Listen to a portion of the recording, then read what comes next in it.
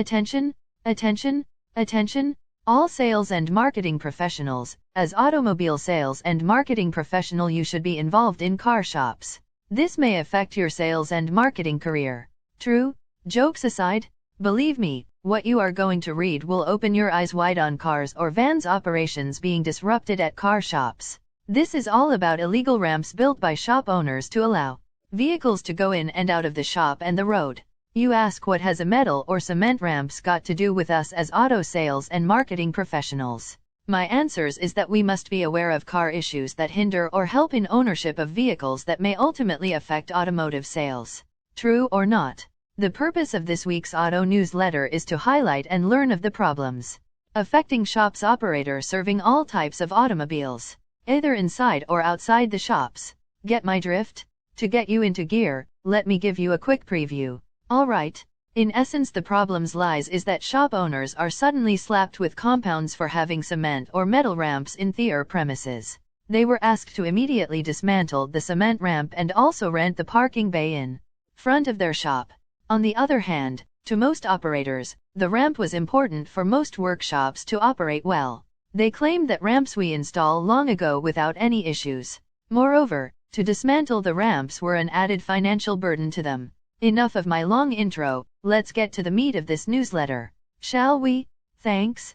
Here's goes. Breaking news. Speedy action over long existing car ramps in the automobile premises. Several car workshop owners along Jalan Bendahara in Ipoh are up in arms after being slapped with compounds for having cement or metal ramps in front of their premises. Tire shop owner Wong Soo-yok, 58, said to Ipoh City Council, MBI, officers hand-delivered the RM500 compound to her unexpectedly on April 8. The ramps were built in the early 1990s by my father and we never had any issues until now. A plainclothes city council officer had stopped by on Thursday, April 7, to tell us to dismantle the cement ramp and also rent the parking bay in front of our shop from MBI to turn it into a vacant lot, she said during a press conference held by Pasir Panjang Assemblyman Howard Lee last week. As he was in plain clothes, I was not sure whether he was a real officer or a scammer. It was a shock to receive the compound the following day. We did not even have sufficient time to discuss the matter and make a decision, she added. Wong said the ramp was important for most workshops so that vehicles could get in and out of their premises. If the city council wants us to dismantle it, then we will have no choice but to comply. They could have at least given us more time to make a decision, she said.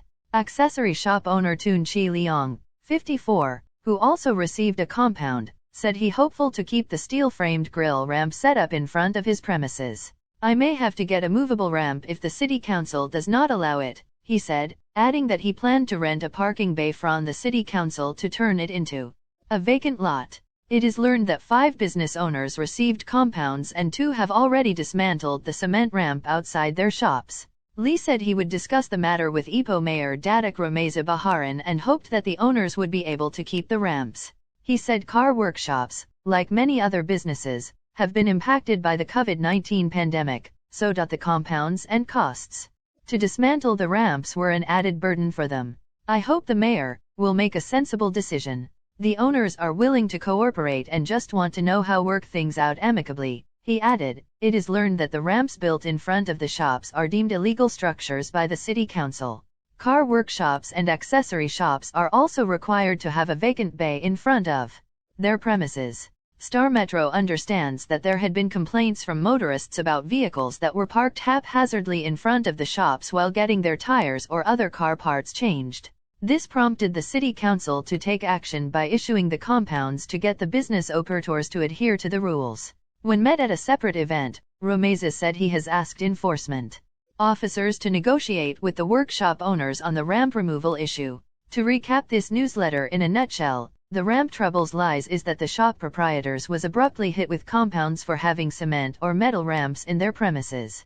They were even asked to immediately demolish the cement ramp and also lease the parking lot in the front of their shops. However, according to these operators, the ramp was critical for most workshops to run. They asserted that ramps we set up in the past without any issues.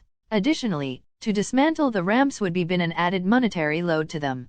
To my opinion, the issue of erecting ramps may be reviewed as no-win situation affair. It demands a temporary agreement among the general public, car drivers, and the shop operators. Each party has their valid reasons to change or not, and time will tell. On our part, we as sales and marketing professionals should be a middleman to help in whatever manner and means to solve this problem.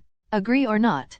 With this, we would be happy to share this quote by E.B. Whittaves, an American writer. He was the author of several highly popular books for children. He says, "Everything in life is somewhere else, and you get there in a car." End of newsletter. Extracted and modified from open printed sources. P.S. Come to think of it, we know if it is a lengthy auto newsletter, yet we want to congratulate you for watching and reading this bulletin completely. Needless to say, since you have fully read this news, therefore, you now deserve more forthcoming weekly free bonus of chapters of the book How to Prospect for Your Ideal Customer. Additionally, we are eager to know which part of this chapter you learned most. Your feedbacks are critical so that we can help each other grow effectively. Least you forget these sharing will continue in the Facebook, LinkedIn, and of course in our author, trainer, and consultant's email, josephsfn@gmail.com, upon request. Alright, thank you again. We hope to meet you next week. Goodbye and best wishes. From me, yours truly, Madam Sophia, the virtual presenter. To CTM Joseph. Dated April 21, 2022.